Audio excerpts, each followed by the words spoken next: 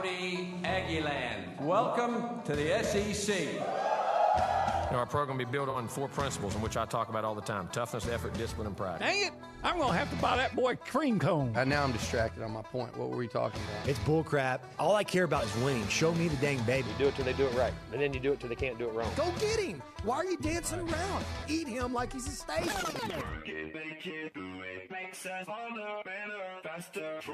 He fits what TexAgs radio is about. He fits into what the listeners are going to want. He's a pro on every level. That's how long I've been on ya. It's Nuño and the crew on TexAgs Radio, right here on Sports Radio 1150 AM and 93.7 FM. The Zone. You know how long I've been on ya. These Prince was on Apollonia. Well, good morning, everybody. Happy May 6th to you. What is a fair number of wins for Texas A&M? Generic sports talk conversation here for right before the summer starts, but I'm asking this for a reason. No maroon-colored glasses here or battered Aggie syndrome. I just want, with the information that you have now, what is a fair number of wins for Texas A&M based on who they're playing, the schedule, the talent that they've put together, but unproven some of that talent? I want to hear it, and this is because College Football News has us at 9.5 wins. Is that a fair number? You could be a part of the conversation by calling us up on the BCSI hotline, 979-693-1150, or you can text us on the AMB text line, 979-693-1150. AMB, a College Station branch of the Amarillo National Bank. Good Texas banking. The website is amb.com. All right, so this is TexAgs Radio presented by David Gardner's Jewelers here in the Rollo Insurance Studio. So we got that as a conversation piece just to chew on for a little bit. Also, our changes coming to the NIL. Every day this week we've had some kind of different feel, another shoe that drops. That's not the right way to phrase it, but there's another element to the story that keeps being added. And I told you, I think on Tuesday, that I think we are close to seeing some reform. And Dennis Dodd of CBS says the NCAA is working on curbing a pay-for-play and rules for what a donor is. And that rule, by the way, has not changed. So even in this wild, wild west that we're seeing of NIL, officials are hoping that guidelines can be put in place to stop policy violations from collectives. So we'll talk about all that. Plus, baseball, big series tonight against South Carolina. The Ags have won 4 straight series. Will they make it 5? We'll discuss it and dedicate the entire 9 o'clock hour with our baseball bunch to break that all down. But with that information, we begin the Go Hour with Olin Buchanan. Good morning, sir. Good morning. How are you? I'm doing very well. I am. It's Friday, end of, for most people, a work week coming to an end. Yeah, and by the way, I know we've got a lot of mothers that listen to this show. I mean, a lot. We looked at the numbers. Mm-hmm. Most of our audience, mothers, believe it or not. Okay. Happy Mother's Day for Sunday. That's Happy Mother's Day. Yeah, I just want to make sure all the moms listening, Happy Mother's Day to them. So when you say, you mean a lot of female who have given birth? Yes. I didn't mean it in any negative. No, I'm just saying. I know we have. It's not just 50-year-old men that listen. Well, to I'm the just show. saying we're not supposed to, know the difference between a mother anymore. No. And by the way, I'm not going to be able to spend Mother's Day with my wife. It's got some training. I can't either. We're partying now. We're doing keg stands. We're doing it all this weekend. OB. Yeah, partying in College Station. A bunch of one old and one middle-aged man. I wonder what that constitutes. Richard Zane Big Shooter asked me in the background. He said, what do you got going on this weekend? And it's like rinse and repeat. My weekends are all the same. We're going to go see Doctor Strange today. Okay. Cannot wait to see. I know you want to see Doctor Strange, right? I don't know what it is. Okay. You definitely. I remember Doctor Strange Love, but no, Doctor Strange, superhero. Okay, we're going to go see that today. Tomorrow, all day soccer, right? And then Sunday, church. That's our weekend. It's a party-packed weekend. Well, I'm going to cover Texas A&M baseball. Oh, yeah. We're going to be watching that. It's a big series, man. So that's what I'm going to be doing. And I got to go out and buy a Mother's Day gift today. I'm assuming Irma's not listening, so, I don't want her to know that I haven't bought anything yet. But I think I told you. I forget if it was Mother's Day or Valentine's. I think it might have been Mother's Day. But it was the first Mother's Day, maybe the second Mother's Day. But it was early in the process of us having kids. And Elizabeth was like, you don't need to get me anything. We need to save money. And I was like, okay. Yeah, bad move. Oh, She was so mad. Like, mad. And, like, Oh, yeah. I go, what are you mad about? You told me not to buy anything. I'm not mad. One time, this is what women will do. Okay, I know this is not where you wanted to go with this. One year, Irma says to me, it's like early December. She sees this watch, and she says, would you buy me this watch? If you'll buy me this watch, you don't have to get me anything else for Christmas. So? Great. Because I'm bad at buying gifts anyway. She always returns what I buy anyway, and I'm fine with it. Get what you want. But, great. So, it was, it wasn't a Rolex, but it was a nice watch. So I bought it and think, okay, hay's in the barn, right? Yeah, you're done.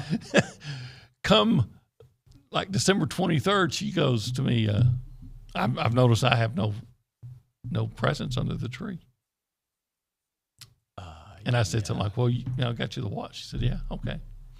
I'm like, oh, gosh. You always have to have something under the tree. So I went out and bought some candy, or what did you? Oh, no, I went out and bought some gifts, and the next day she had 3 or 4 under the tree. But let's say that was reversed. You say, honey, you buy me this 75-inch television. Well, she did. You I don't never have to asked for that. Okay, but let's just pretend Right. you get me this. I got to get nothing for Christmas. Just this is what I want now, December the 10th. Okay. Would you expect something under the tree still? No, I would actually want her to not buy me things because, first of all, she buys me a lot. She really does. I have to admit. And I'm like, why did you buy this? It was on sale. Yeah. But also, here's what I don't want to have. I don't want you to buy me a gift and then next month you're talking about, I don't have any money to do so. I would rather have peace of mind than something concrete, a gift that, I'd rather know, okay, I don't have to worry about you not having any money to do this or do that, do whatever you want to, as long as there's no discouraging words being spoken in the house. Yeah. That means more to me than any gift I could get. See, you're a good man. No, I'm not. I just don't want to. You're a romantic man. No, I'm not. I used to be. I was at one time, but I got my moments. So what should we? So I'm not into buying flowers, but I'll buy them. Like I just feel like they're gone in 2 days. And right. Okay. Irma's kind of the same way. Unless it's yellow roses, then she likes that. Not really big into buying jewelry because it's expensive, and I'm part of Team Cheap. Yeah. So what do we get our wives? Uh-oh. Oh yeah. She is listening. Oh no. Anytime I think my wife is not listening, she's definitely listening. Right now I haven't heard, so. But I hope she did hear the part where I said she buys me things, and I just would prefer and for her to have not worry about money, so don't buy me anything. Right. Father's Day's coming up, you don't have to buy me anything. Our anniversary's coming up, you don't have to buy me anything. I wouldn't mind something for Father's Day, but let's be strategic with what we buy. Like, don't just buy me a polo shirt because what do you feel want for Father's Day? I don't know, but as I get closer, I can kind of like, you know what? I want to get some backyard furniture. Like, and that's a us gift. It's not just a me gift. Like that kind of stuff. Let's be on the same page. Like if I buy her one year, what did I buy? Was it a coffee machine? And it was really for me, but I bought it for her, and it was great. It was an awesome move. Like I got to take advantage of those espresso machines, but she likes coffee too, so it worked out great. Great gift. Yeah, I found that sometimes what I think is a good gift, never buy a practical gift. I've learned. Never buy a practical gift. Practical gift. What I think would be a practical gift. But what she would think, maybe. Well, I mean, like a washer and dryer would not be a good. Oh, yeah, that's gift. Do not give me a washer and dryer for Father's Day, please. Oh. Or your even worse, your mother or your wife for Mother's Day. Well, it does send a message like, honey, this is what I expect you to do, and that's going to get you kicked out of the bedroom. All right, let's get back on topic real quick. We'll actually address it a little bit more at 8:30 because I do want to get into it. But the other stuff we talked about, NIL stuff coming, a lot of reports out there. Ross Dellinger has been on top of this story. He's had a lot of great stuff out there. Look, I don't know if the NCAA is going to be able to do anything at this point, but I think the fact that they are trying to come up with guidelines that could maybe be even written by Monday, and the fact that Sankey and the Pac-12 guy, I can't even pronounce his last name, were in Washington yesterday. They both released a statement out there. In fact, I think I have his statement, but I'll try to find it here in a moment. But regardless of it, here it is. I appreciate today's opportunity for the conversation and dialogue with members of Congress. As we have observed activity emerge, this is a very different from the original ideas around name, image, and likeness. It is important we continue to pursue NIL structure to support the thousands of opportunities made available for young people through intercollegiate athletic programs across the country. What did he actually say? Thanks for meeting with me. Yeah. And it looks like I'm trying to cross the T. Well, what bothers me, this whole thing, is that they're saying the NCAA could have some rules and guidelines in place as early as Monday. So you could get that done that fast, but you couldn't get anything done beforehand. Right. Or beforehand. And they won't. They'll have some ideas, but they won't. Here's another question to you. What do you consider to be a booster? And I don't really need you to actually define it for me. I'm just going to read you from Dennis Dodd's report what it says in the NCAA guidelines. It says that NCAA defines boosters as representatives of schools' athletic interest, and it extends to supporters who have made contribution to school athletic departments and benefits. And that is anybody. You can have that identity forever. So once you are considered a booster, you're always a booster.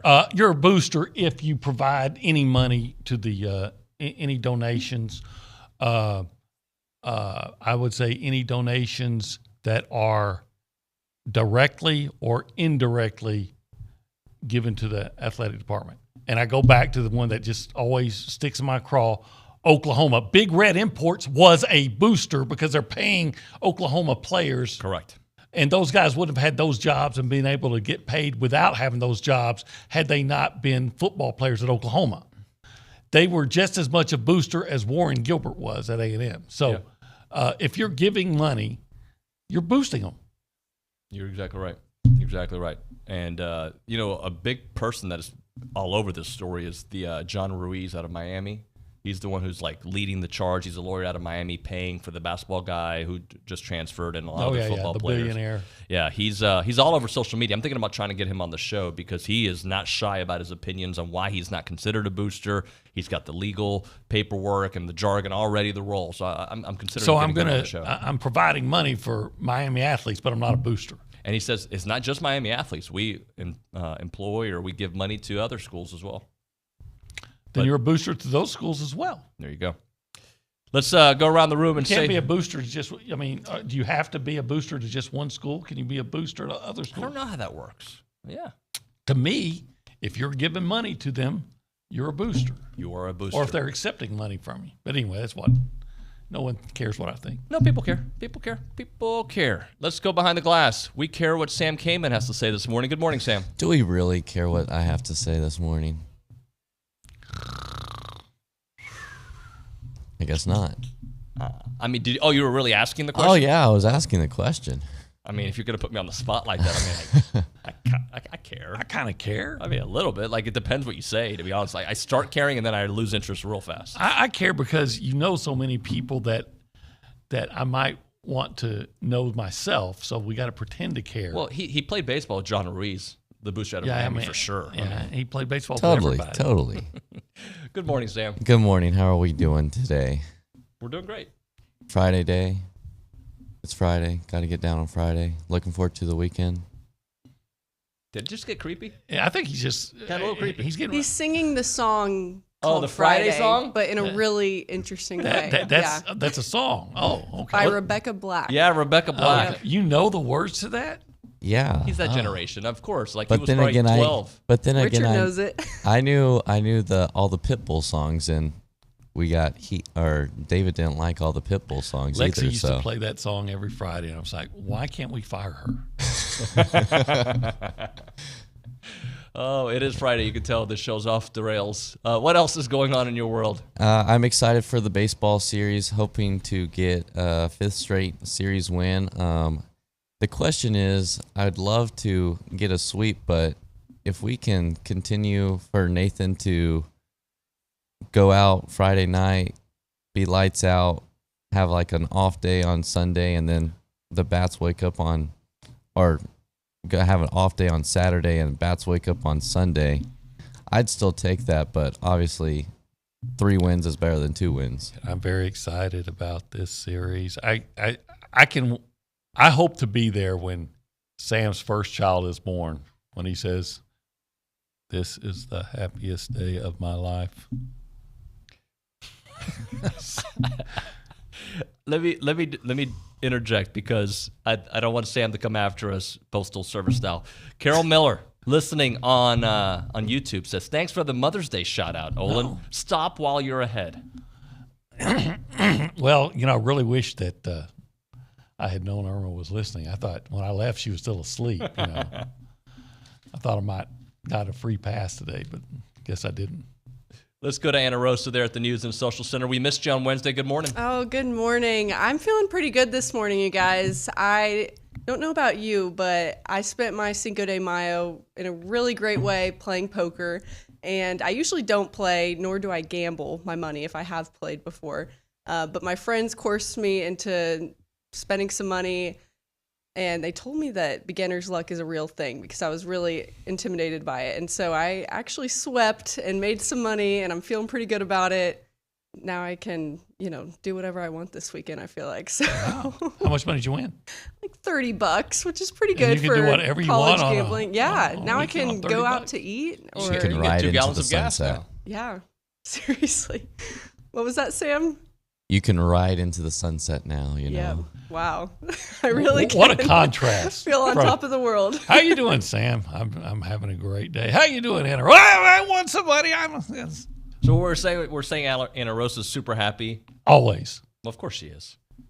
What isn't there to be happy about? Exactly. It's Friday. Yeah, it's Friday. Gotta get down on Friday. You got any news for us?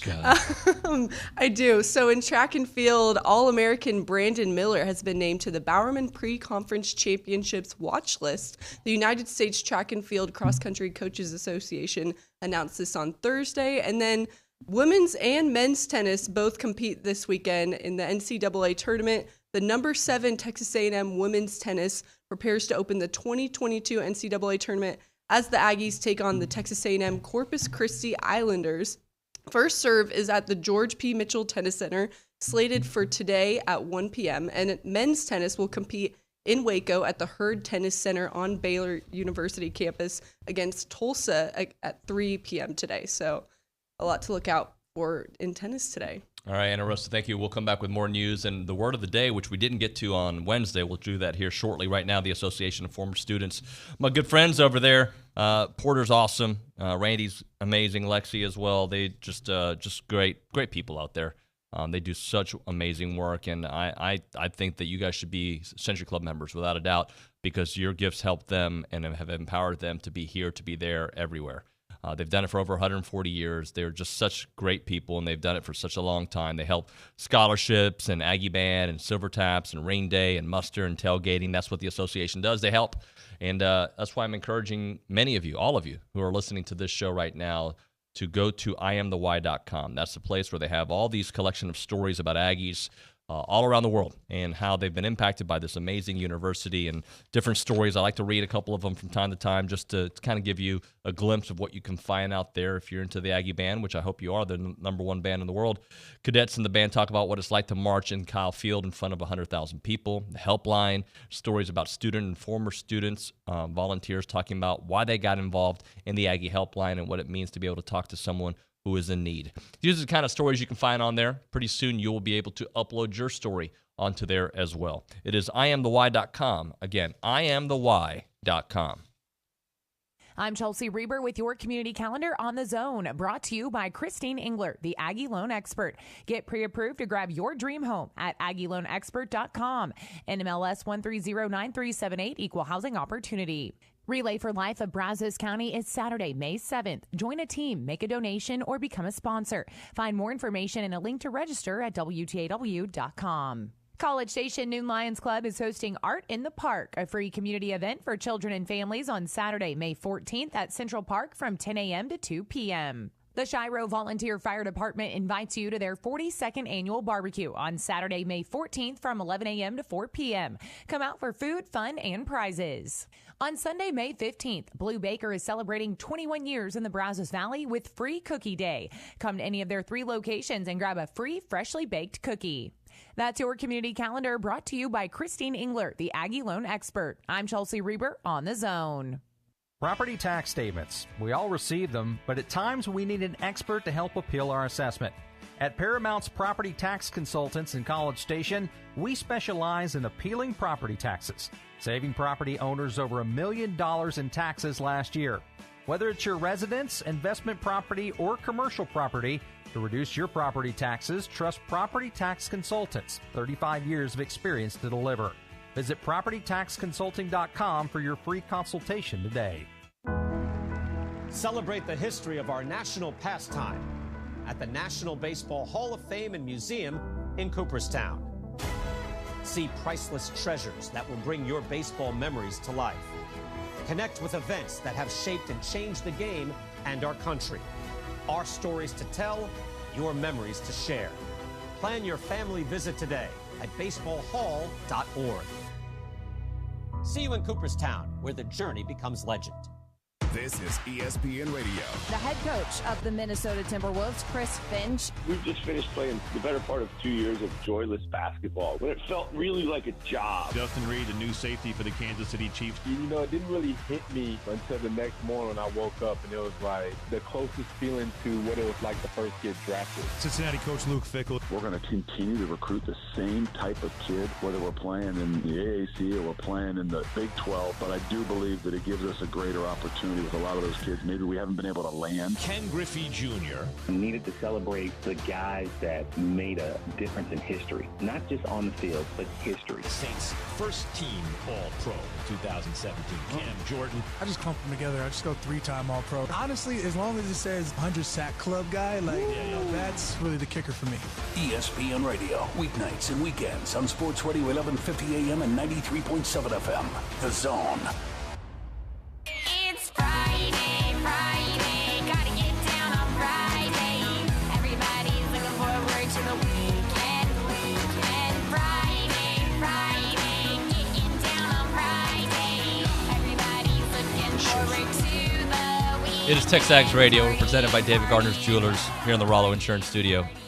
OB, I know you would have fired Lexi for it, but now we got to fire the folks at Brian Broadcasting because Nick and I know that was a Nick They're special. just taunting us now. Yeah.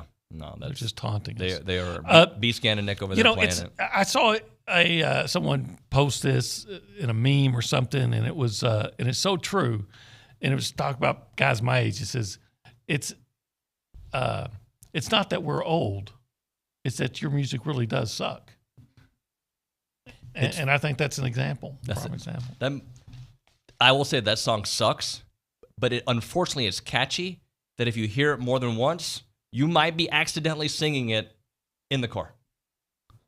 No. OB, no. I'm going to make sure they play it all show long, and you'll see what happens. No. Don't do that. I'm actually kidding. All right, let's go to Anna Rosa Peterson there at the News and Social Center. Actually, before I do that, let me read this and see what Anna Rosa says about this. Not that you're a mom, but I would like a female perspective. Philip on my A&B text line on my phone says, always buy a practical gift for Mother's Day. Don't get a chore gift like a mop, though. I don't know how I feel about the practical gifts. It depends on where you go with it, because if I were to get my mom a cute little mug, she would love it, because mugs are good. Like it's fun. You can use a different mug that you like. But if it's like an apron, I don't know. That just seems not. Yeah, it also implies a completely different meaning. So it really depends on where you go with it. You gotta be wise there. Let's get right into the word of the day. I know that you called Sam over to kind of like chit-chat about is this new? It's always good to get a different perspective. I try to consult with someone before I absolutely choose the word and say it on air to you guys. So today's word is narc. I'm not sure if you've heard of it before. Hold on, you a might narc. have. Like that's like someone that tells on you for drugs, but and then it can be extended to anything. Yes, it is definitely narcotics agent. gained a lot of traction recently, and so yeah. Wait. Recently, man, that was a word they used when I was like 12. Yeah, people thought OB was a narc. Yeah, don't go narking on me. Wow. Well, I mean, as far as I knew, it has recently become increasingly popular again. Yes. Yeah. Things yes, like as narc things too, do. just when you thought it was safe to. Like groovy. Right. Well, no. I was too quick to speak there. Yeah, so essentially a snitch, the definition I found online is the lowest form of human being on this earth, a person who in first grade is labeled as a tattler, used while someone is being tattled on for them possibly doing something illegal, but also can be extended to any form, or it's just a complete insult now. Yeah, so for instance, telling on the University of Texas for, maybe, or whatever school, for narking on them for maybe some other NIL practices that maybe not be kosher. Lowest form of life, though? Well, a rat and Lane a narc. Kiffin's a narc. Yeah, a snake. Narc, pedophile. Pedophile. Which one are you going to pick? Okay, obviously Not that's an picking obvious either. choice. Well, if you have to. I'd rather be a narc. I'd rather tell on people for being bad. Okay? Actually, I know some narcs that are good people. Narcotics agents. No, but a lot of narcs are telling on people for doing illegal stuff. Yeah. I know a guy that was a cop back in Tyler, and he looked real young, so they sent him to one of the high schools as a student in an undercover agent, and they ended up arresting a whole lot of people from. Wow. Speaking of narcs, He was a narc. 21 Jump Street was a great show about a bunch of narcs acting like high school kids and telling on people for being. You didn't see this? Yeah. Oh, you did? Johnny Depp, because I know you're big into Johnny Depp's story right now, Anna Rosa. He starred as the main guy. There was a bunch of other ones, but they were narcs in a high school setting. It was like 90210 meets narcotics. But there was no story, no TV shows about pedophiles. I think they were in high school. Maybe I made that part up. Gosh. So they were the lowest form of. Anyway, that's a great movie, David. Anna Rosa, before we hit a break, I know there was a text message you wanted to ask us that came on the A&B text line. I'll let you hit that one. Yes, Dale in Tabor says, true or false, in spite of great recruiting, TU failed to have a single player taken in the 2022 NFL draft. This will have a negative effect on their 2023 recruiting class. I don't think it'll make a difference. I don't either. I mean, they lost to Kansas and had a 5-7 season, and they still had a top 5 class. I think there's certain programs that, they're going to get hit at some point by continuously being like that, but it's not going to hurt them this year. There's too many good players in the state of Texas. You got to really screw it up to have a bad recruiting class. I don't think they've had bad recruiting classes. I think they've had bad coaches. Yep, I agree. And a bad culture. And I think what's a perfect example of that bad culture is when you had the kid a couple of months ago, their defensive lineman that spoke out about the bad culture, and kids and his teammates not really caring about. He said, they're more about chasing women and partying, and they shut him down for that. In fact, what they should have been doing is saying, yeah, this is the kind of leadership we need, and listen to this guy. Instead, they shut him down, and I just think there's the culture. Yep, I agree. And I see this message from Derek Henry that I'll get to here in a moment. Brad and Brenham is waiting on the BCSI hotline. We'll get to him here shortly. But right now I want to talk about the Aggie Loan expert. That is Christine Engler. She met her husband, John, here while at Texas A&M. He's a member of the Texas A&M Aggie Band, took a commission serving in the U.S. Army after graduation. And she has brought her business to this part of town because, well, she loves A&M. She loves Bryan College Station. She loves the Brazos Valley. And she wants to bring great service and great rates out here to anybody who's thinking about a refi, if you're thinking about selling your home and buying a new home and trying to get cash back. She's the place or the person to go to get help without a doubt. She's got pool loans too. If you're looking to beat the heat, it's so hot out there recently. We love jumping in our pool. You need to reach out to Christine Engler, the Aggie Loan expert, because she can help you with a pool loan. She's got a pool loan program that won't require separate bids for labor and material cost. And at closing, you'll receive an advancement of $15,000 or 25% of the total project, which is ever the lesser amount to cover the materials cost. Visit AggieLoanExpert.com to find out how you can make your home even better with a pool. Terms and conditions do apply. Christine Engler, Aggie Loan Expert, NMLS number 1309378. Company NMLS number 1324641, Equal Housing Opportunity. could probably find him at an Aggie game, the gym, or Veterans Park. It's David Nuño on TexAgs Radio. Mornings from 8 to 11 on The Zone. Who do you think is the best? Nominations are now open for the 22nd year of the Best of the Brazos Valley. Go to bestofthebrazosvalley.com and submit your nominations for the best in dining, entertainment, service, retail, automotive, health, and wellness, and everything in between. If you think it's the best, make sure it's on the Best of the Brazos ballot. After 22 years and hundreds of thousands of votes, this is the one that counts. Nominate now at bestofthebrazos.com.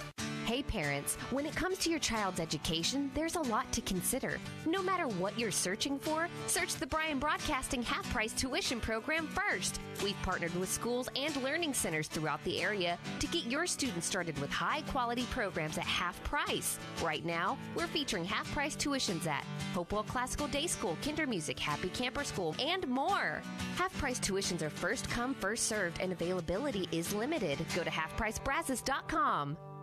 Our publications reach every corner of the Brazos Valley, and we want to partner with you in sharing your message with the community. You may recognize a few of our Bryan Broadcasting publications. Best of the Brazos Valley. Brazos Life, the annual manual. Welcome home, Brazos Valley. Brazos Family. Brazos Wellness. Brazos Valley Bride. Peace, Brazos Christian Life. With the combined power of 7 magazine titles, 11 radio stations, and digital solutions, Bryan Broadcasting Publications can help you be heard. Call 979-695-9595 to learn more. Start your sports day with Keyshawn, J. Will, and Max, powered by WC Tractor. Weekday mornings from 5 to 8 on 1150 AM and 93.7 FM. Or just tell your smart speaker to play Zone 1150. WC Tractors, your local award-winning Kubota and New Holland dealer. Call them with your questions at 1-888-8-TRACTOR. That's 1-888-8-TRACTOR. Or check them out online at WCTractor.com. Rise and shine. Weekday mornings from 5 to 8 with Keyshawn, J. Will, and Max from ESPN Radio. Powered by WC Tractor. Here on The Zone. The flagship station for Aggie Athletics is The Zone. Whenever the Aggies are playing, you can hear them right here at 1150 and 93.7 FM. Thanks to our listeners and our Aggie broadcast sponsors, Schulte Roofing, Prosperity Bank, Hargrove Insurance, and Rudy's Barbecue. Here's a big gig 'em to all these sponsors. Listen to Aggie Athletics on The Zone 1150 and 93.7 FM.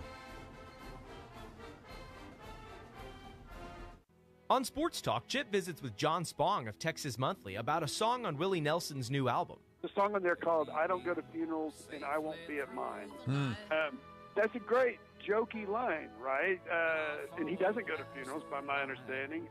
But the idea of the punchline there, and I won't be at mine, is funny. But if you think about it, it's got a little bit of that Thin Willie thing to it. Yes. Sports Talk, the soundtrack of your life. Weekdays from 4 to 6 on The Zone.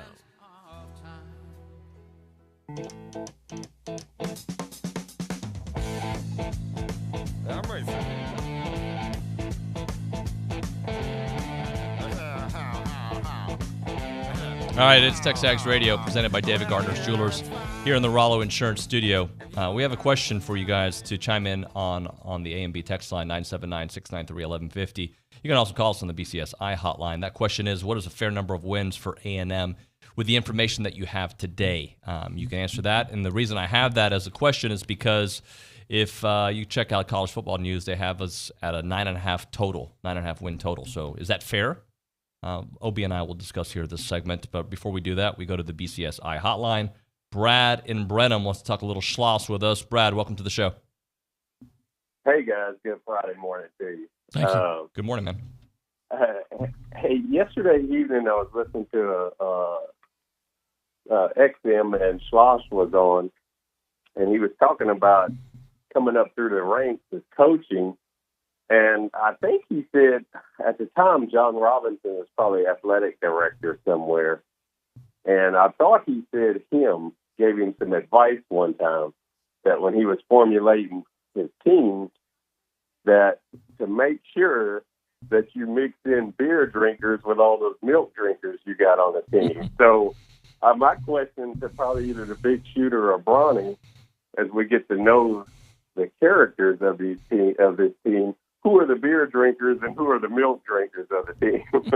That's an interesting question. You know, Max McGee, the first guy to ever. So thanks, guys. Thank you. Max McGee, the first guy to ever score a touchdown in a Super Bowl from White Oak High School, by the way, once said that when it's 3rd and 10, you can have the milk drinkers and give me the whiskey drinkers every time. Yep. So there's something to that. You need to have the a mix, and sometimes those beer drinkers are the type of guys that when it's, I don't want to use the term that we use, just say when it's crunch time.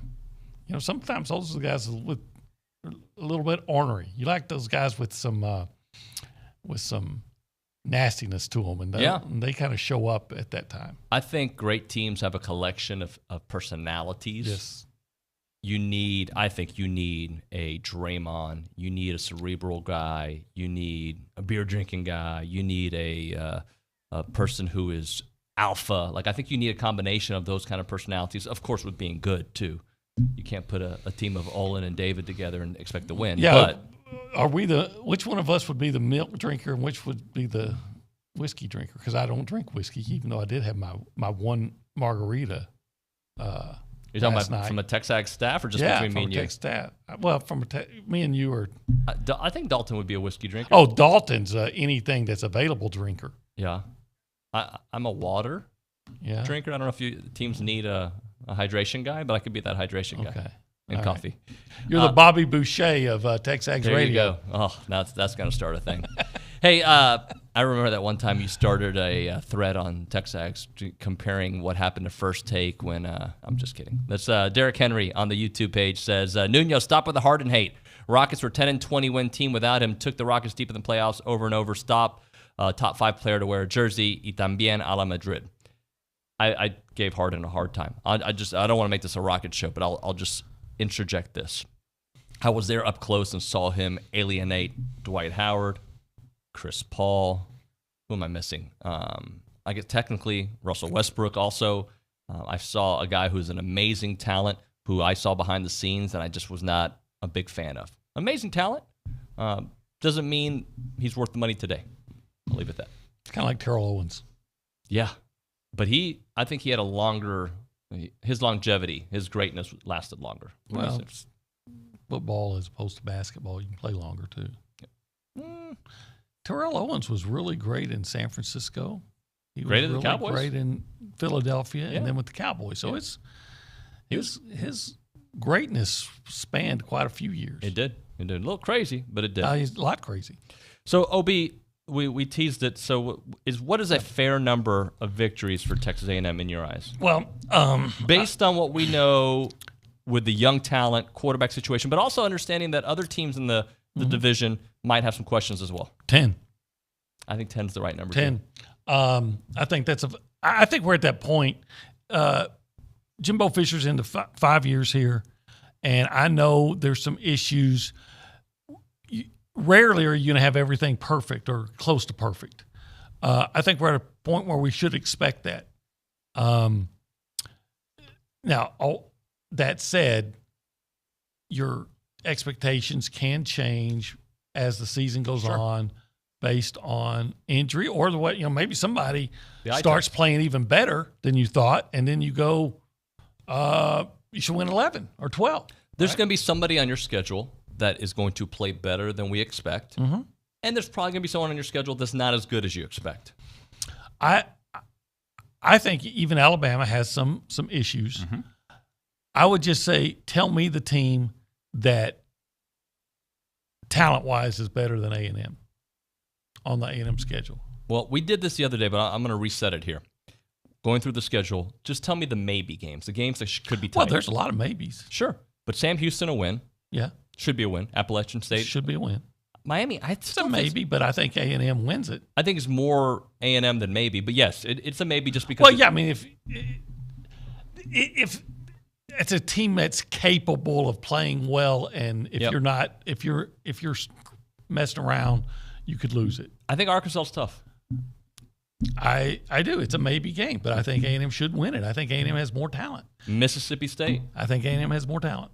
Close. I mean, it's one of those that could be, especially on the road, I think could be difficult. No, but definitely on the road makes it difficult. But DJ Durkin maybe having a different approach than we saw How about Charles Cross isn't out there playing left tackle? There you go. There you go.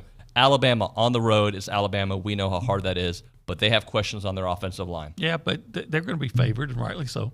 South Carolina on the road. They've gotten better offensively, but A&M's a better team. Ole Miss. A&M's a better team. Because, see, people are going to say, this is what drives me crazy about media now. They'll say, well, A&M has these, quarterback questions. So but all of a sudden, but Jackson Dart, who may not even be the starter. I'm thinking, so Jackson Dart had a few good games in the Pac-12. Tell me about all those good games KJ Costello had, or the guy at Georgia. Well, some people think Luke Altmaier might be the starter there. That is not. Okay.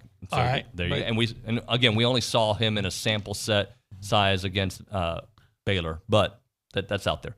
Florida. I don't know what to expect from Florida. I don't think they're better than A&M. They may be a better team than they were last year. That doesn't make them better than A&M. I think A&M has more talent. Auburn. A&M will destroy them, I believe, as of today. I think Auburn's probably looking at they're hoping to be bowl eligible. UMass. Come on. Let's move on. And LSU. LSU still doesn't know who their quarterback is. It's not guaranteed that Jane Daniels is going to be their guy. Yeah, I would think it'll be, but yeah, it might be Nussmeier. But beyond that, how many players have they lost? And A&M should have beat them last year, and that's a perfect example of what I'm saying. Yeah, I'm saying if A&M is out there playing a good, strong football game, they're going to win. I'm not saying playing out of their minds they're going to win. They're going to win if they don't give it away. I think they kind of gave it away last year. So David Edmond on the A&B text line says, if you say 10, you have to give us 2 expected losses. No, we don't have to do anything. It's not communist China. But I think we kind of have gone through the schedule and told you, like you just said a moment ago, there are games that if you don't bring your A game, you can absolutely lose. Well, I'll say this. Alabama's always going to be favored, especially at home. That's just the fact of the matter. Are Alabama and Arkansas the two that you would look at and say, I don't know? Well, I'm not sure how much I believe in Arkansas. But I'm saying if you were to rank the teams that would give A&M the hardest time, veteran quarterback coming back who looked really good against A&M when they played last year. And they scored 20 points. Yeah. In the first 15 minutes. In the game, they scored 20 points. But remember, he did get hurt in the third quarter, which kind of helped us for a while. Comeback. Yeah. A&M's not going to put a gimpy corner one-on-one against a first-round draft choice. I really think the season, just like last year, is Arkansas, Mississippi State, Alabama. That stretch right there, to me, tells you the kind of year you're going to have. Yeah, I think so. But because Mississippi State at home, I'm sorry to cut you off. No. At home, and knowing they often have trouble in Starkville. Yeah, just start winning the Mississippi games again. Yeah, it's all good. So the Alabama game, Alabama's always going to be favored, and then you have to guard against that game where you just, for whatever reason, don't play well, or the other team is playing out of their mind, like A&M did against Alabama. Yeah. That was a great win against Alabama, and they won that game. It wasn't necessarily a fluke, but let's also acknowledge some really big plays like Richardson's interception in the end zone. Mm-hmm. And then, of course, the kickoff return for a touchdown. But, that's – you can say, but of course, Alabama scored on a blocked punt. So you keep saying, well, things that don't happen every day. For both teams. For both teams. I think the best thing that happened for A&M in that game was, besides, the interception in the end zone, was Bill O'Brien's play calling? Yes, in the red zone. He was ridiculous. They kicked a lot of field goals if they'd run the football, they might have scored touchdowns. But I will say this about that game. A&M was the better team on that day for most of that game. Yes, they were. There was a stretch in the third quarter where I got scared. I got real scared in the third quarter. And that's why A-Chain's kickoff return was so huge. Absolutely. And what A&M was able to do, that they did the Mike Tyson thing, Buster Douglas. They made Alabama seem that they were beatable. right? Because the first half, I don't know if dominated them is the right word. They were the much better team in the first half. Alabama made their run, and what did A&M do? They countered each time. But if Arkansas is playing above its head, if South Carolina is playing above its head, are you going to have that team that on that day is going to be able to match it? Well, again, if you got the dogs that you think you have on the defensive line and on the offensive line, I'm not worried. Well, the law of averages say that there's going to be a game where you're not going to be either at your best or the other team is going to be playing above their head, and you're going to become vulnerable because so few teams go through a season with just no losses or one loss. So when I say 10 wins, I think A&M's going to be really good, but I think if you're looking objectively, you have to pick Alabama as of today, and then you have to assume, or you don't have to, but it's probably wise to assume there's going to be at least one game where you're not either on or the other team's going to be playing out from under. Well, and we'll continue this on the other side, but how many games last year came down to the last 10 minutes? All of them. And as far as they lost. And of the losses, didn't most of them come down to the last 5 minutes? Mississippi State LSU basically came down to the last play. Mississippi State. Last drive. Last drive. Right. I've watched that game over and over. Still can't believe it, how A&M lost that. And then even Ole Miss. Fourth quarter, you had a chance to take the lead. You had back-to-back interceptions. Right. And then Arkansas, you had a chance. Was it to tie or take the lead? You had a chance to tie. Yeah. It was 17-10. They threw the interception off of Bryce Foster's helmet, and I think that led to I might have that wrong, but it led to the field goal to make it 20 to 10. Yep. So all of them came down in the fourth quarter. So, and that's with pedestrian play at Colorado, of course. Let's hit a break here because we're going to be way late. When we come back here, we are going to, what are we going to do? We are going to bank on it. Let's bank on something. It's TexAgs Radio. I'm Chelsea Reber with your community calendar on The Zone, brought to you by Christine Engler, the Aggie loan expert. Teachers close a loan with Christine and get a $500 Target gift card. NMLS 1309378, equal housing opportunity. The 11th annual Doing the Most Good Luncheon benefiting the Salvation Army is Thursday, May 19th at the College Station Hilton. Purchase tickets at salvationarmybcs.org. The new Baden Camp Creek Lions Club is hosting a drive-through barbecue fundraiser on Saturday, May 21st from 9 a.m. to 1 p.m. To make an order of pork ribs or sausage, call 979-828-3241. Hilltop Lakes Equestrian Association invites you to the Run for the Roses Golf Tournament on Saturday, May 21st at the Hilltop Lakes Golf Course. Find the event on Facebook for more information. For more information about becoming a master gardener, visit brazosmg.com.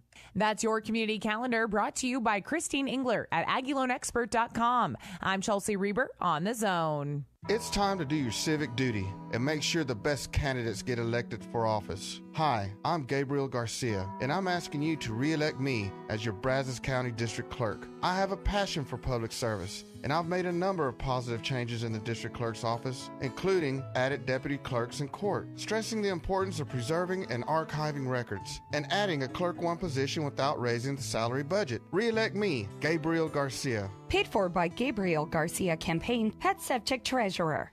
For years, you've heard me say, we'll show you how to make mowing as close to fun as it gets. Hi, this is David Hogan with Kyrus, inviting you to come out and check our inventory of Ferris zero-turn mowers with full suspension. The zeros are still in effect with 0 down and 0% interest on all zero-turn riding mowers in stock. Cut your mowing time in half with 0 down and 0% interest on all zero turns. Come see us at Kyrus Truck Center, Highway 21, half mile east of the bypass in Bryant. Big deals. Looking for more ways to save money? Aren't we all? Jenny here. Shop your local Big Deals online store. You'll find gift certificates to all kinds of local businesses, places where you already shop, restaurants you already love, and great local entertainment. The best part? All of these gift certificates are on sale at discounted prices. Get them for yourself or buy them as a gift. Shop and save. You'll be glad you did. AggielandBigDeals.com to save big. AggielandBigDeals.com. Keyshawn, J. Will, and Max. I said yesterday this was a legacy moment for Ja Morant coming up. And I'm telling you guys, last night it was block office. Oh, he was ridiculously block office. He was block office. You No caught question that, right, about Key? that. Block office, Jay. Blockbuster. I said block office. Yeah, you said you talked box office and blockbusters. You didn't block- even realize you said block office. I said it again, and you talk about, he was dealing and willing. Listen in to Key, J. Will, and Max, powered by WC Tractor from 5 to 8 on the Zone.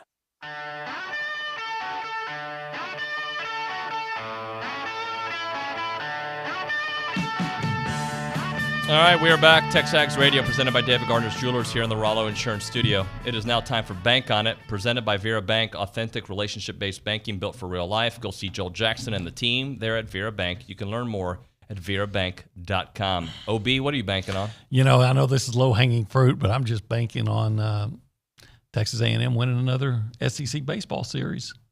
I am too. I'm banking on it. I'm banking on Detmer throwing a great game again tonight, and then by Sunday the bats really roughing up the number 3 pitcher at South Carolina. Maybe they'll sweep. I'm banking on Trevor Warner going yard this weekend. Really? Why is that? I think he's due. Okay. He's been back for a couple of weeks now, and I think he's getting closer, and it just takes a little time. And as Bronny has said many times on this show, there's no minor leagues to get him ready. He had to get right when he was healthy. He had to start playing games. I think he's had a couple at-bats. And I think he's gonna go yard. We're gonna see the Trevor Warner experience come back this weekend here. I think Bronny's been working with him. So let me show you how I used to do it over at McNeese. Showing him how to do bench press and hit a baseball at the same time. Bench press with one hand, swing the bat with the other. That's what he does. That's Bronny. Hey, Anna Rosa, let's go to the News and Social Center. I'm sure you got a text or two for us. I do. David Edmond responds to our topic today and says, when I look at the schedule, I expect 11 wins plus postseason. The only game on our schedule we shouldn't be favored to win is Bama. We just beat them last year. It's okay to expect a win. We don't have to feel bad about it. Again, easiest solution on the planet, get rid of the NCAA, bring in the NFL, have contracts, pay players, and all of this drama goes away. It's like people love the drama. OB? I don't know if I want college football to be just another version of the NFL. I want college football to be what it was and let the players get some money. I'm not trying to put a cap on the money. I just don't want it. I think it's just the transfer thing bugs me with the money. You got to change transfer rules, not the money rules. And you can't have boosters swaying players, or just let it be. Well, if they can't, if you do something about the transfer rules, it may not matter. It may not matter. Steve in College Station, Big Shooter and the Water Boy. A Day in the Life of TexAgs. Sounds like a bestseller to me. That's a Big Shooter. That was on a different Adam Sandler movie, right? Oh, Shooter McGavin? Yeah, that was Happy Gilmore. Love that movie. And Steve, the other Steve from College Station says, I would guess 10 wins, 1 loss at Bama, and a brain fart versus Mississippi State. All right, OB, thank you, sir. You bet. Thanks for having me. When we come back, the baseball bunch right here in TexAgs. We'll be breaking it all down here on the show.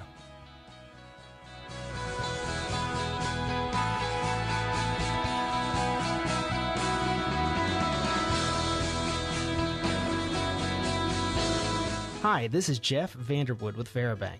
Verabank is continuing to grow in the Brazos Valley with a brand new full-service banking center on Highway 6 in front of Academy.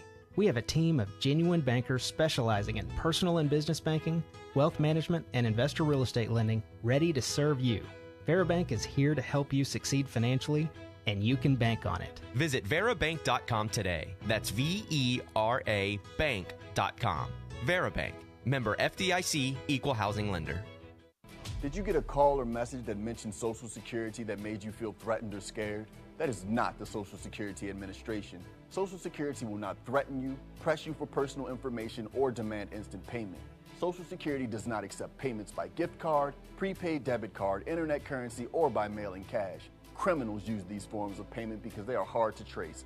Don't fall for it. Hang up, ignore them. Report this criminal activity to oig.ssa.gov. Produced at U.S. taxpayer expense. Your home for Aggie baseball from the first game to the last game. Homer Road is Zone 1150 AM and 93.7 FM. Plus online at RadioAggieland.com. This is KZNE College Station Bryan.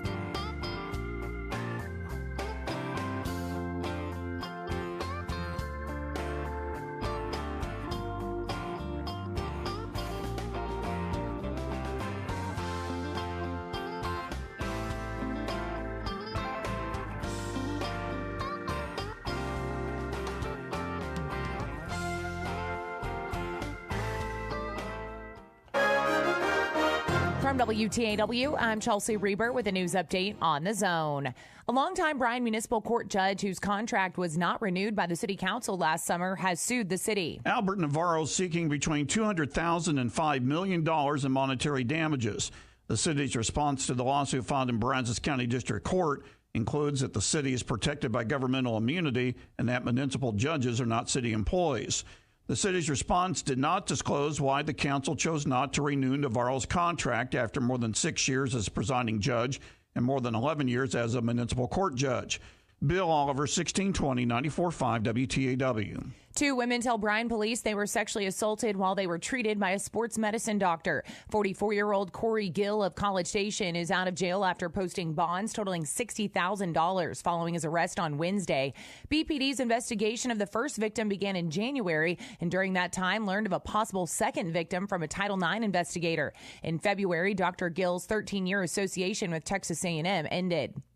Tonight's First Friday activities in downtown Bryan include a first-time activity. Chris Ortegon at the Destination Bryan Tourism Office says everyone with roller skates is invited to skate the night away. The roller skating will commence at 6 o'clock, and that'll end at 10 p.m. It's going to be Bryan Avenue between William J. Bryan and 27th Street. A variation of roller skating was brought up during the public comment portion of last week's College Station City Council meeting. Jake Madewell asked that a roller hockey rink be added to the proposal for pickleball courts that could be part of a bond issue this November.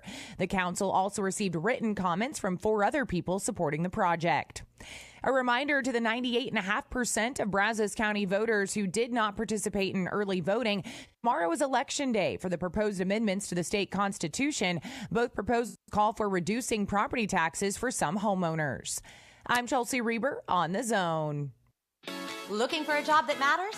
Ever thought of becoming a lifeguard? Six Flags Hurricane Harbor Splashdown is looking for people who love water, sunshine, and the opportunity to play a real role in the safety of others. Whether you're looking for a second job or a summer position, becoming a Hurricane Harbor lifeguard is a truly rewarding experience. Join our amazing team of lifeguards from all stages of life. Great pay, flexible schedules, employee events, along with serious benefits including paid training and free tickets. Apply at sixflagsjobs.com today.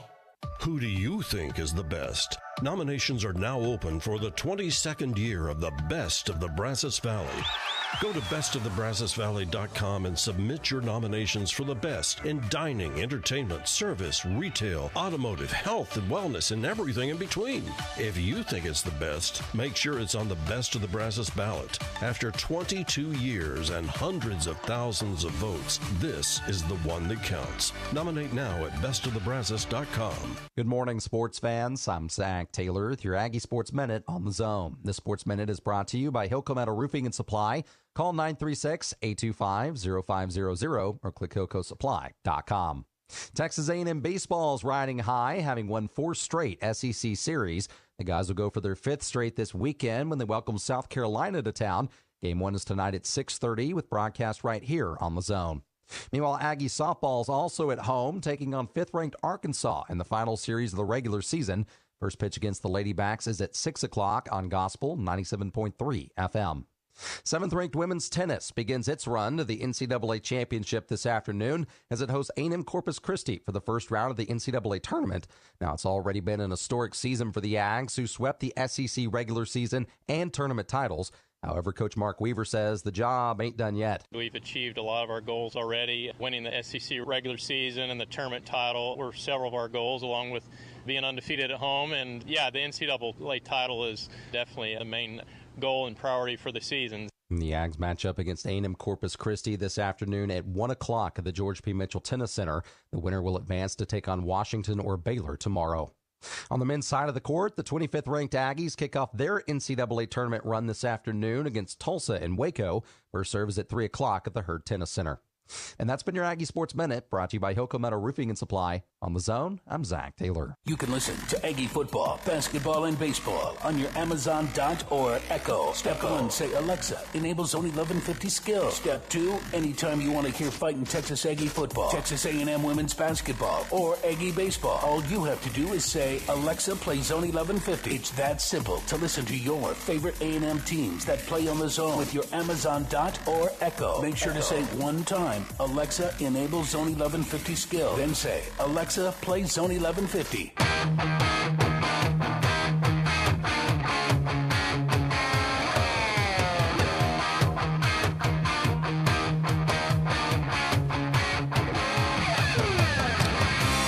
It is TexAgs Radio.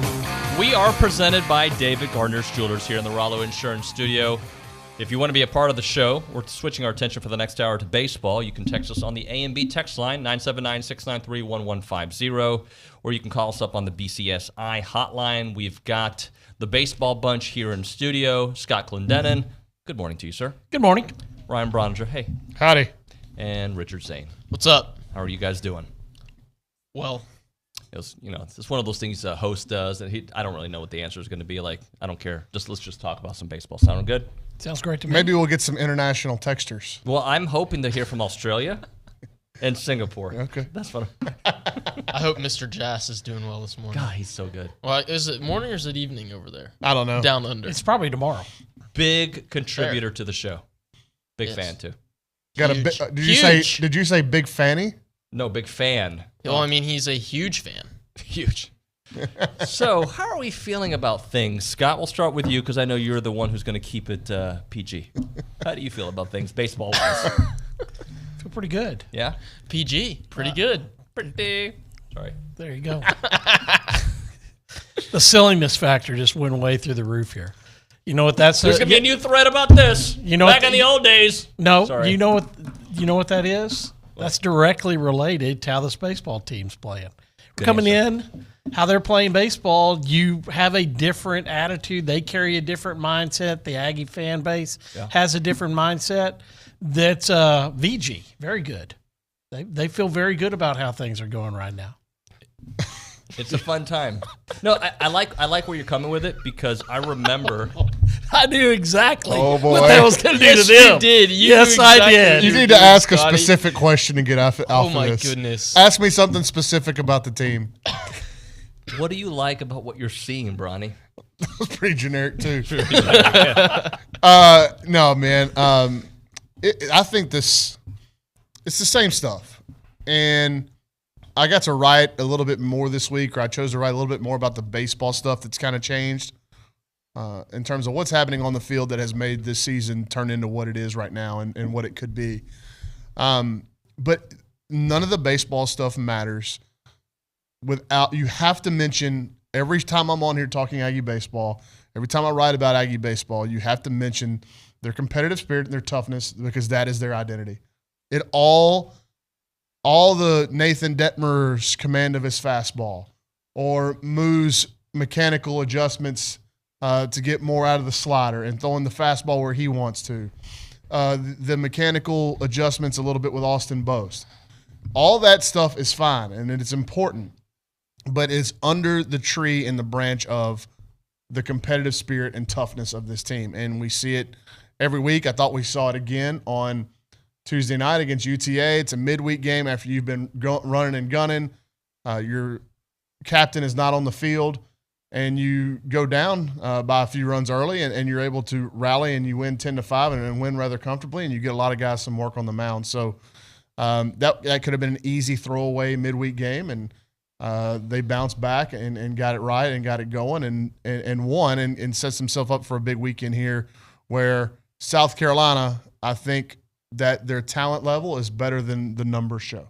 Richard, I think Scott had a very good point in the fact that the way they're playing, the way they're reacting allows us to be a little silly during the segment because you remember how it was during basketball during the 8-game losing streak. It was not fun, right? And then they start winning again. You start And the way they play, I think, is contagious for the fans. Yeah, and you don't even have to go back to basketball. I mean, look how this team started. Look at the weekend against Penn. Look at the weekend in Frisco. I mean, it didn't start well for them, but obviously they've completely changed. Their trajectory's still trending up, and yeah, it's fun for us, but you can also tell that this team's having fun. Yesterday in the press conference, Scott, you were there, bunch of smiles, bunch of confident young men talking to the media. So I think that's permeating the clubhouse and the fan base and us here on this desk. You go back to that Penn series, I mean, you shouldn't lose to Penn, but it's looking like less and less of a bad series loss with the way the Quakers are playing this year. Yeah. But regardless, we didn't know that back in February. Sure, though. but it's two different teams, and I your agree. point stands, right? Like when you're looking at the totality of the season, and when you start looking at potential postseason stuff, and I don't know how much the committee does this kind of thing, but you can almost throw away the first 3 or 4 weeks because this isn't what we're seeing now. Isn't what we saw those first 4 weeks. And I also think that Coach told me yesterday, you know, the team South Carolina plays is the team that Arkansas played, not the team that Penn played.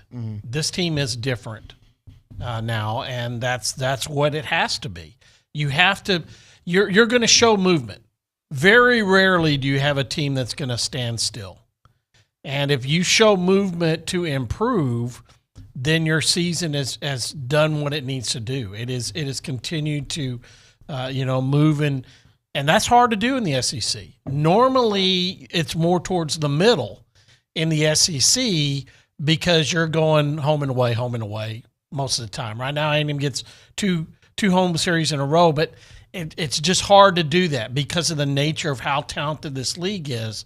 But when you're still showing improvement and still getting those positive results on the weekend by winning series, you are showing that you are one of the best teams in the country, because historically only teams that are really good can win series week after week, whether they're home or road in the SEC. I'll go back to an interview that we did with Schloss on a Monday. I think it was after Frisco.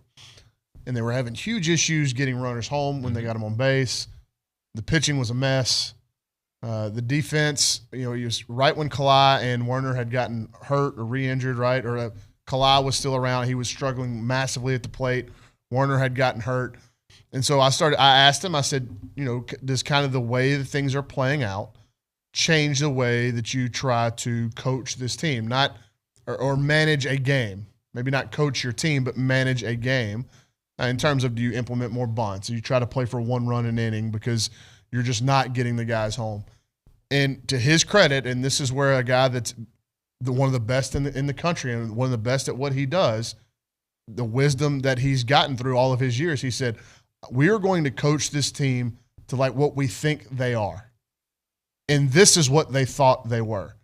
You can go back all the way to the fall when we talked to him, some conversations I had with him at the ballpark. And he was like, man, I think we're really good on offense. I think we're really going to be able to score runs. And they all worried about the pitching depth. Well, what are we sitting here in the best version of this team where they're on the verge of a top 10 ranking and potentially hosting a regional and maybe more? What are we still saying about them? Yeah. The offense is really good. We got pitching depth concerns, right? Yeah. And so to his credit, that's a guy that's just done it so much. He knows what he's looking at. He knows the ebbs and flows of the season, and he knows how to push the right buttons. So they never panicked to try to change what they thought they were. And they also found the guys that can be that pitching depth.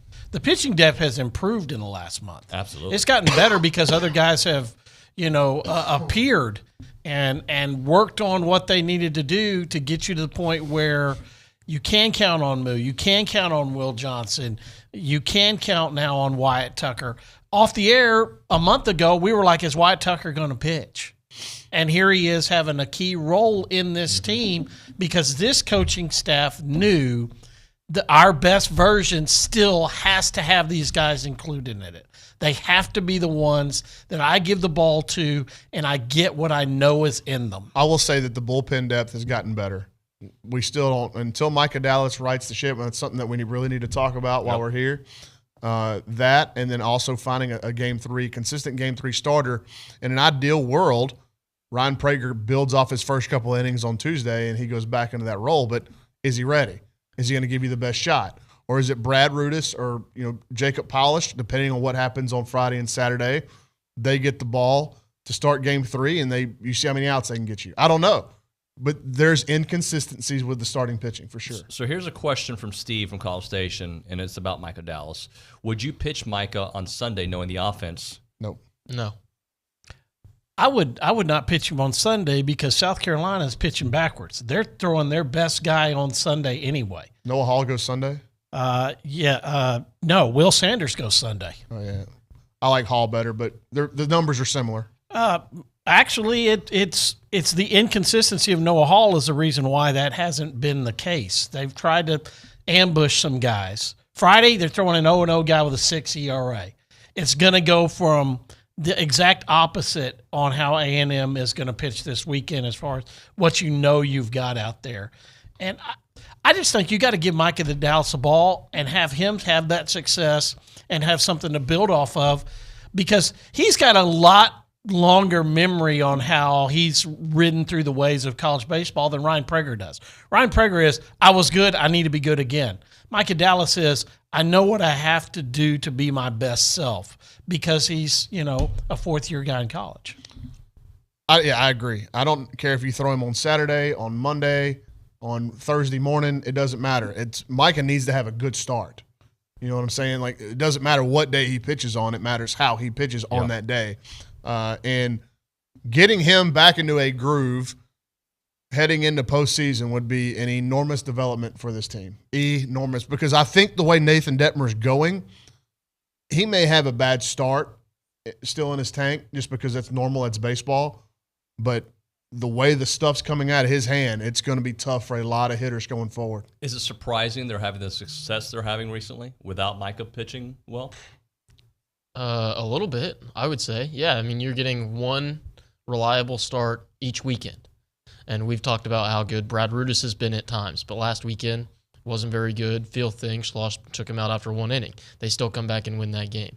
I mean, he was really good the weekend before. They win that game, they win that series. So they're doing it without, good starting pitching in 2 of the 3 games, and they've won 4 series in a row in the best conference and the best division in baseball. Yes, it's a little bit surprising. Very surprising. Except that they're averaging 12 runs a game in game 3. Mm-hmm. They're pounding people's – when the pitching staff gets to even, that's when the offense on this team dominates. Okay. I mean, on game 1, if you're up against an SEC first-round draft pick, it's like Detmer against whoever it is, that's an even game. In game 2, where A&M has struggled with pitching, that's why they've been down or even in these series 1-1. And then you get to game 3, and you are lighting people up. So the pitching part, yes, but the hitting is covering up the weakness that is game 3 starting for the Aggies right now. I agree. Mm-hmm. That's it. That's all you're going to give me. Well, we got a commercial break, David. We got a minute. That's why I was hoping to get about 30 seconds from you. We'll go early. We'll have a long break, man. Okay, we'll go early. Fine. I'm hosting this show. I can tell. Start a thread about that. All right, ladies and gentlemen, TexAgs Milliken 2022 camp coming up here, guys. I want you guys to check it out. If you're looking for a way for your child to get outside, enjoy nature. I know I love when my kids are out there just walking through the trails or whatever it may be. You can become partners at Camp Milliken, and have you covered. From fishing to canoeing to horseback riding to wildlife interactions, the summer camp provides campers with fun and knowledgeable building experiences. Camp Milliken is a week-long from ages 4 to 14, which promotes healthy discovery and outdoor adventures. It's located in South College Station at Milliken Reserve. An outdoor summer experience, Milliken provides a fun, enriching week aimed at strengthening a child's sense of well-being and cultivating a bond with nature. That camp kicks off on June 1st, and sessions are filling up fast. Make sure you reserve your camper spot soon. Visit millikenreserve.com/camp-Milliken to learn more. It is Milliken Reserve. As I've told you, that place is amazing. Go check it out if you're trying to get your veggies from them or just hang out in nature, but certainly sign up your children for this awesome Camp Milliken. I'm Chelsea Reber with your community calendar on The Zone, brought to you by Christine Engler, the Aggie Loan Expert. Get pre-approved to grab your dream home at AggieLoanExpert.com. NMLS 1309378, Equal Housing Opportunity.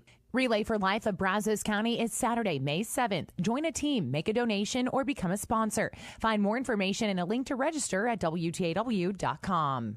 College Station Noon Lions Club is hosting Art in the Park, a free community event for children and families on Saturday, May 14th at Central Park from 10 a.m. to 2 p.m. The Shiro Volunteer Fire Department invites you to their 42nd annual barbecue on Saturday, May 14th from 11 a.m. to 4 p.m. Come out for food, fun, and prizes. On Sunday, May 15th, Blue Baker is celebrating 21 years in the Brazos Valley with Free Cookie Day. Come to any of their 3 locations and grab a free freshly baked cookie. That's your community calendar brought to you by Christine Engler, the Aggie Loan Expert. I'm Chelsea Reber on The Zone. If you own construction equipment and need replacement rubber tracks, now's the time to get $200 off your next set of rubber tracks at WPI. Regardless of your machine's make or model, WPI can help. From custom hydraulic hoses, O-rings, and depth to teeth, buckets, and blades is at your local WPI. Visit Jesse James at WPI's new location in Bryan. Hurry in. $200 off rubber tracks in soon. Highway 21 East at Marino Road or click WPI.com. Hey parents, when it comes to your child's education, there's a lot to consider. No matter what you're searching for, search the Bryan Broadcasting half-price tuition program first. We've partnered with schools and learning centers throughout the area to get your students started with high-quality programs at half price. Right now, we're featuring half-price tuitions at Hopewell Classical Day School, Kinder Music, Happy Camper School, and more. Half-price tuitions are first come, first served, and availability is limited. Go to halfpricebrazos.com.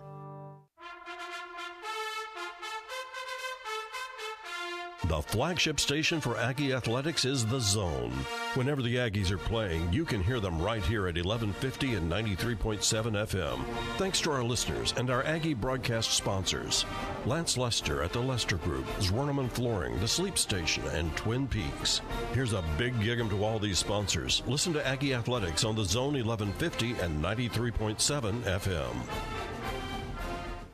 On Sports Talk, Chip visits with John Spong of Texas Monthly about a song on Willie Nelson's new album. The song on there called I Don't Go to Funerals and I Won't Be at Mine.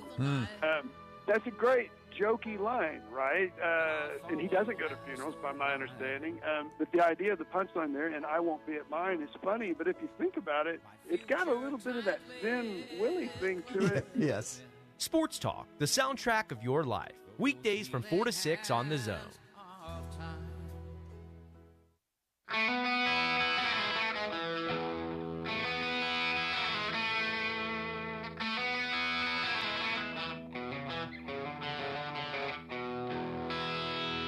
We are back, TexAgs Radio, presented by David Gardner's Jewelers here in the Rollo Insurance Studio. All right, I got the baseball bunch, guys. We're going to start off with Richard because he's a little heated. We're going to start off. I'm not mad. Ronnie thinks he's under my skin, and he's not. I didn't do anything to try to get under skin. I said Jock Peterson smashed. Come on, big shooter, let's go. And that at one point, Jock Peterson was one of Richard's favorite players. True, but now he plays for the Giants. And I don't like it. Richard has a problem with his weight, and I'm fat. I don't have a problem with his weight. You're the one who calls him fat. You sent me a Photoshop picture of him with like a balloon head. I did do that. I can tell when he's mad, he's not mad right now. When he's mad, like there's a different face. He's actually, or maybe he's acting, but I think he's good. I'm good. Yeah, all right. You like his new haircut? I'm not a fan of the on most humans, but I think he rocks it well. Thank you. Is my haircut better than Sam Kamen's? The answer is yes. Yeah. Thank you, Anna. She said yes as well. But let me tell you right now, the Twins are not coming home. I did not say with anything. That's okay. I don't think. Hold on, this is just for show. I'm not going to have it very long. If Cruz walks in and goes, "Daddy, I want to have my hair like Richard's," what do you do? Well, first off, Cruz is a soccer player, and they don't do that in the soccer world. So yeah, this they got to go high and tight. Yeah. They got to go high and tight. They're all peaky boys. Or they do the My big concern would be if he came home and said that. It was like, why are you looking at Richard as a role model? Well, that's his big bro. Yeah, that's his big bro. That's my poppy. All right, let's talk about Kendall was on the show this week. D1 baseball having A&M as one of the top seeds. When you heard of that, what did you think? I don't know. It's all still a whirlwind of a season for me. I didn't think we'd ever be in that discussion, but I see how they could play their way into it. I don't think they're there yet. I don't think they're letting themselves listen to that either, but I can definitely see how that could be a realistic possibility after these next 4 weeks for sure. And I think it's a wild thing that we're having that conversation, and I'll say it every time, but it's fun that we're having that conversation for sure. It's too early. Yeah. Too early for me to get into that world, and I'm sure that the coaching staff is thinking the same thing. The margins are so fine, and I'm glad this is where having a senior-laden experienced team does help as well. And I talked about this going into the Vanderbilt series is like, how do you kind of handle the success? And you had the leadership to pull you out of a rut. Do you have the leadership to keep you playing at a high level where you don't get complacent and rest on your laurels? And I think this is going to be another test of the leadership. Now, everybody's talking about A&M hosting potentially a national seed. It's too early for me to talk about that, I think. Even as an analyst, I'm not ready to make that claim. South Carolina is an extremely talented team. I think we all know what Mississippi State and Ole Miss have on their roster. Whether they've played to that level or not is a different story. But what they've got on their roster and what they can be on one particular weekend does give you pause. We're like, okay, yeah, there's still enough questions about A&M where you're going, yeah, if things don't go their way, they could have a tough weekend. So I'm not ready to go there in terms of national seed. I also think if they go, there's 11 games left, right? That sounds right, yeah. Or 10. 10 games left. Yeah. If they go 8-2, I still think they may need a little help. I don't know. It's not just A&M when you're looking at this stuff. You can't just look at A&M. You got to look at what everybody else has left.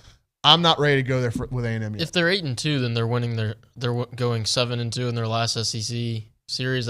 So what that puts them at 19-11. Yeah, they're going to host and they're going to be a national seed. They're going to be a top half of the. And they're not, and that's without what they can do potentially in Hoover. If they're 19-11 in the SEC, they're a top. But I would think they go 4 national seeds? Because Arkansas. I mean, what happens if Arkansas runs the rest of their table, and so does Georgia? And then obviously Tennessee and 4 of the top 8 would be SECs. I don't know. Well, I think that the good thing about, and we got a peek inside the curtain on the coaches immediately to be South Carolina just swept Alabama, and we weren't able to do that at our place. That was good for A&M on a week where all this focus comes on them, that they could take it to the baseball field and say, guys, do y'all remember Alabama? Do you remember how we played against them? They just swept them. That being said, South Carolina on the road this year has not been good. No, they have not. I looked at those road splits last night. Mississippi and Mississippi State have flaws. Okay? Ole Miss can't hit and can't pitch. Now, you're right that all of a sudden they can show Julian Gonzalez and Tim Elko can hit. Yeah. And they can win a game on a weekend. They can win a game on a weekend, but they have only done it 7 times. So those guys, the pieces are still there. Okay? A&M is playing better than all of the teams are playing the rest of the way out. But on any weekend, it doesn't really matter. They need to approach this weekend like they did Vandy, like they did Georgia, like they did Arkansas, where you were the hunted. You were the hunter. When all of a sudden these teams, Mississippi State needs to beat you to make the NCAA tournament. South Carolina needs to beat you to make the NCAA tournament. Ole Miss probably needs to beat you to go to Hoover. You're going to see the best version of those teams the next 3 weeks. You need to be the best version of yourself. And the fact of the matter is this team has not won anything yet. They ain't done jack squat yet. Yes. And so if you falter down the stretch, this last month and a half don't mean a thing. Right. So, like, all the hard work that you have put in as a group of young men and also as a coaching staff, it's going to come down to these last 3 weeks, because if you don't play well and you lose 5-6 games, then none of that crap you did, you'll make the NCAA tournament, but none of that crap that you did the last month and a half is even going to matter. They haven't won anything yet, and that was Coach Schlossnagle's message on Tuesday night. He started talking to us about still needing to play well to make the SEC tournament, even though I think everyone here would agree that they're definitely going to make it to Hoover, but he's not even letting himself think beyond that, which is very telling. Well, that is where the program was when he took it over. Yeah, and you have to think that way. So because I am a talk show host, I will bring up this. I'm host. I thought I was hosting. No, not anymore. No, you've been overruled. You made Scotty sit over here.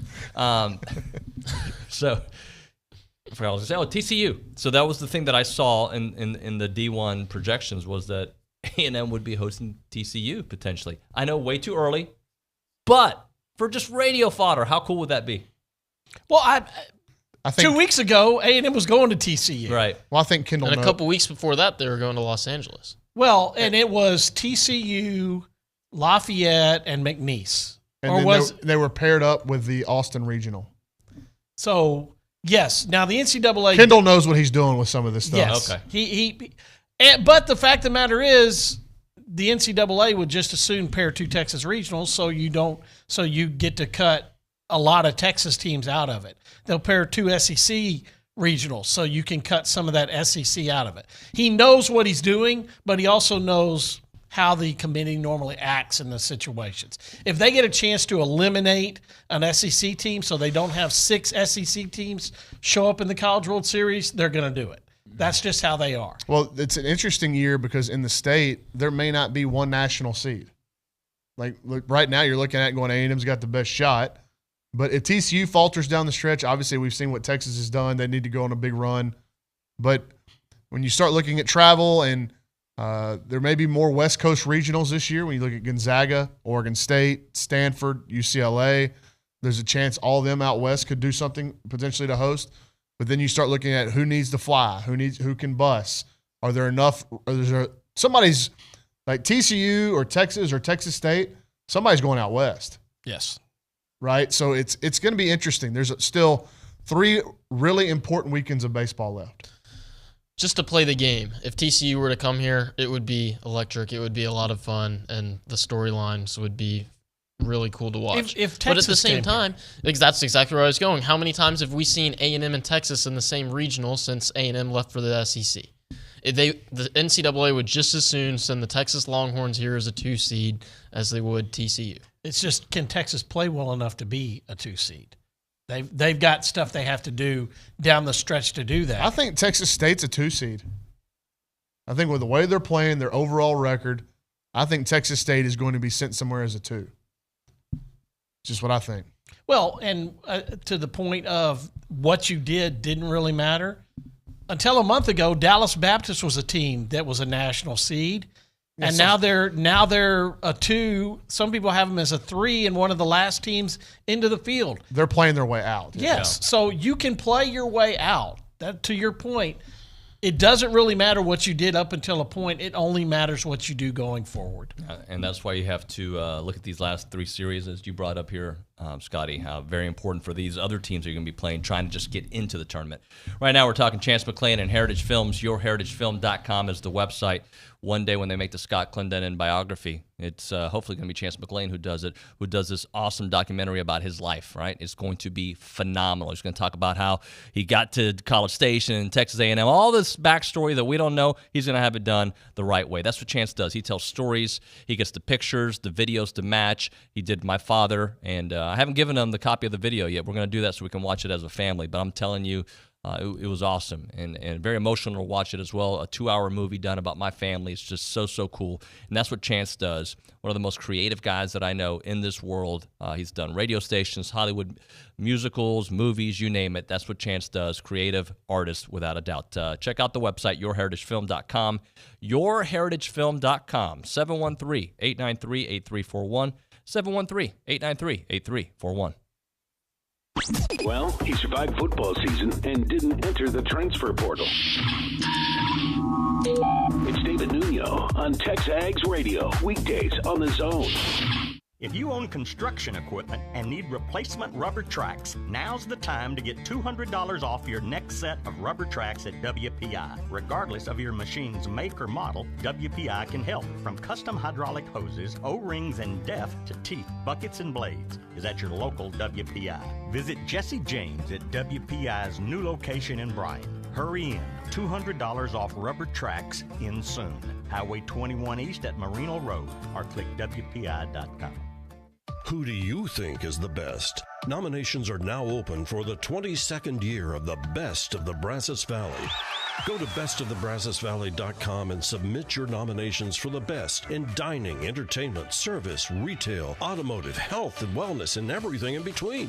If you think it's the best, make sure it's on the Best of the Brazos ballot. After 22 years and hundreds of thousands of votes, this is the one that counts. Nominate now at bestofthebrazos.com. Our publications reach every corner of the Brazos Valley, and we want to partner with you in sharing your message with the community. You may recognize a few of our Bryan Broadcasting publications. Best of the Brazos Valley. Brazos Life, the annual manual. Welcome home, Brazos Valley. Brazos Family. Brazos Wellness. Brazos Valley Bride. Peace, Brazos Christian Life. With the combined power of 7 magazine titles, 11 radio stations, and digital solutions, Bryan Broadcasting Publications can help you be heard. Call 979-695-9595 to learn more.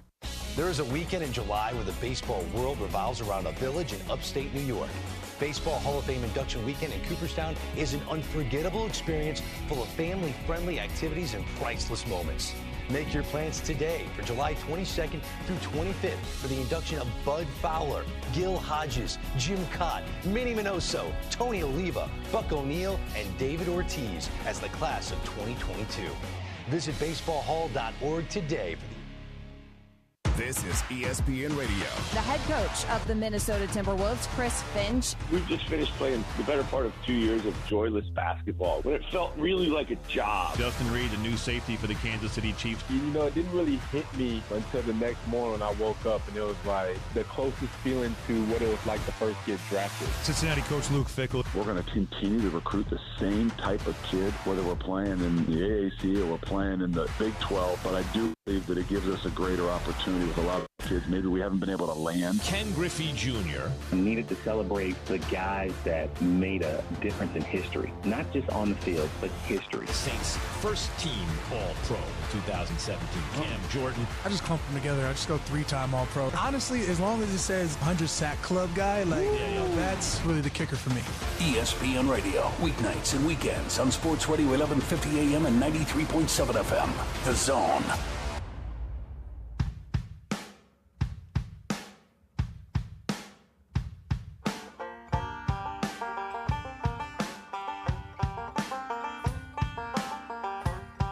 All right, it's TexAgs Radio. We are presented by David Gardner's Jewelers here in the Rollo Insurance Studio.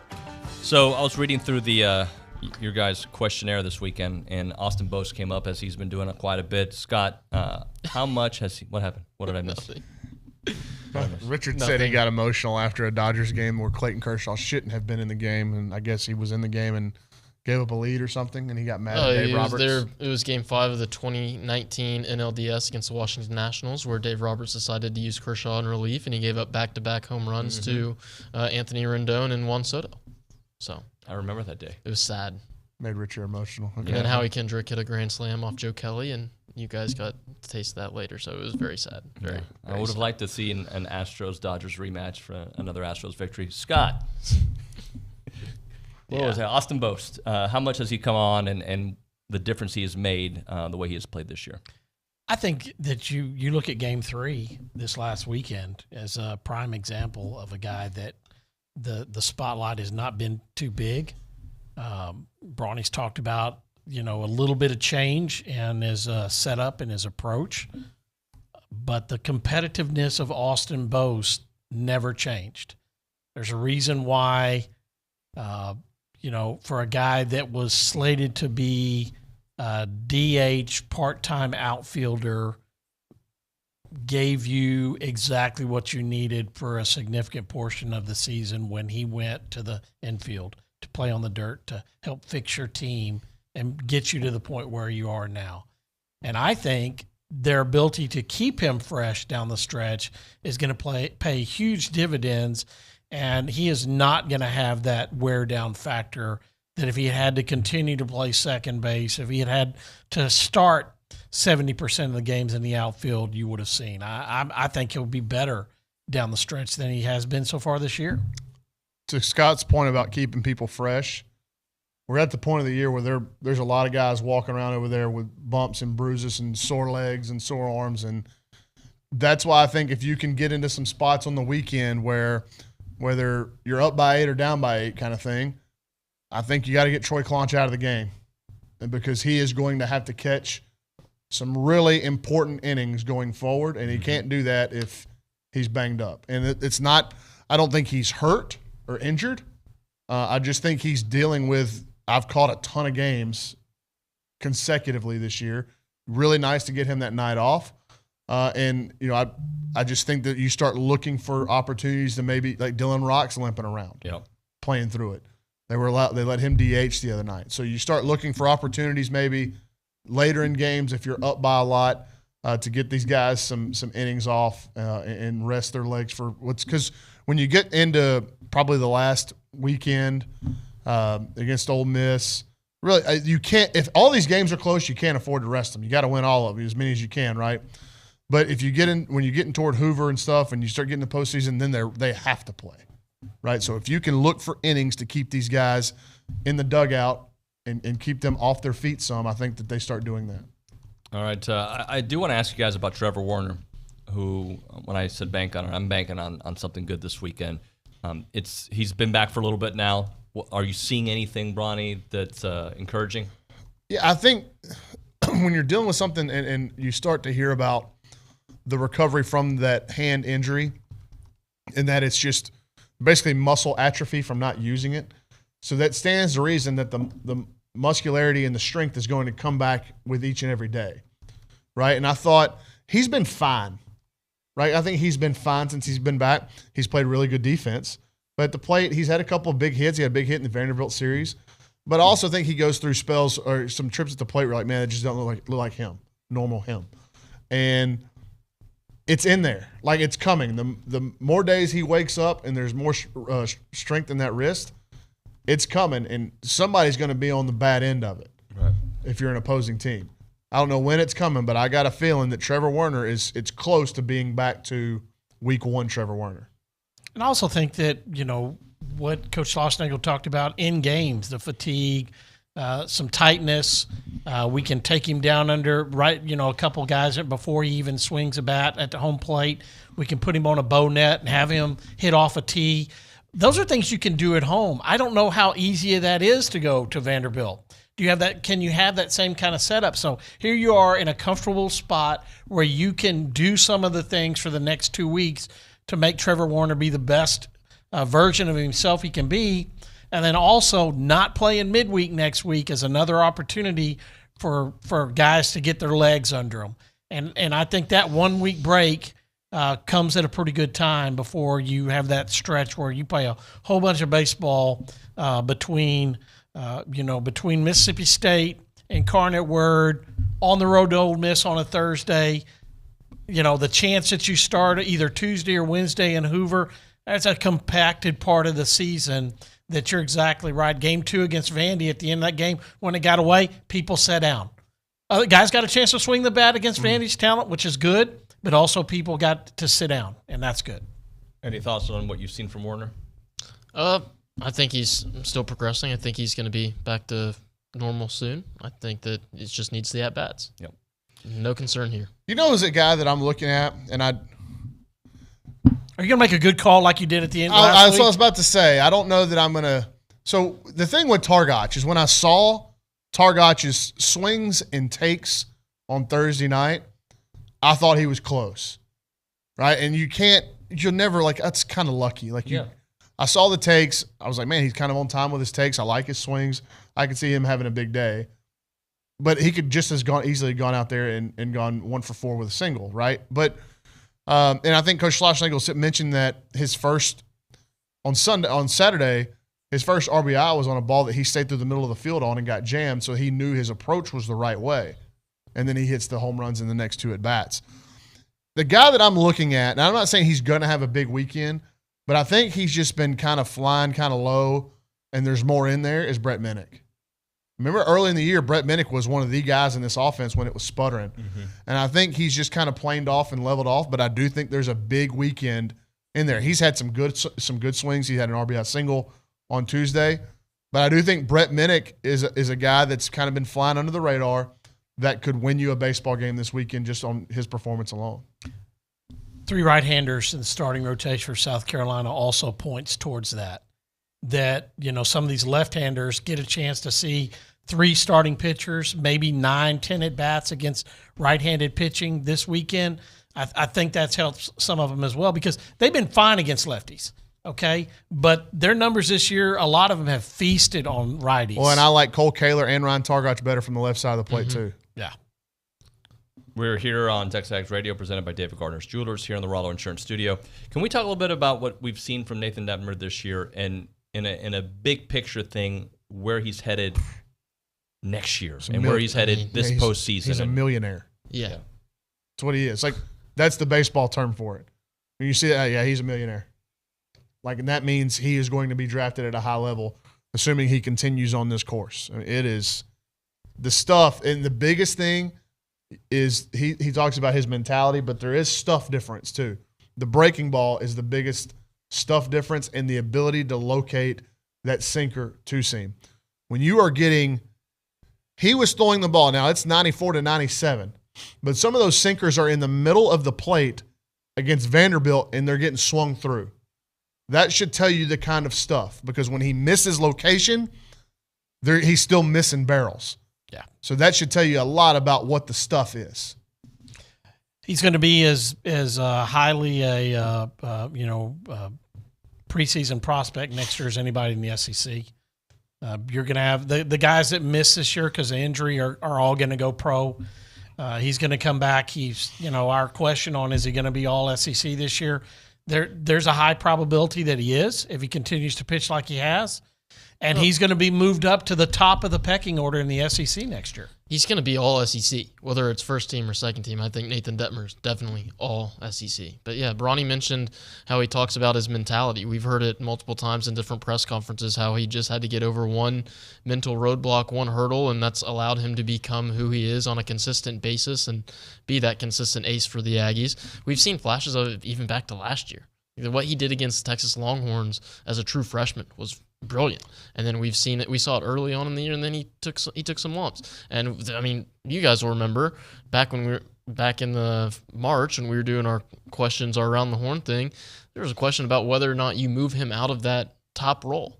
And I think that sticking with him and has proven to be the correct answer. And I mean, he has blossomed into the best pitcher on this staff.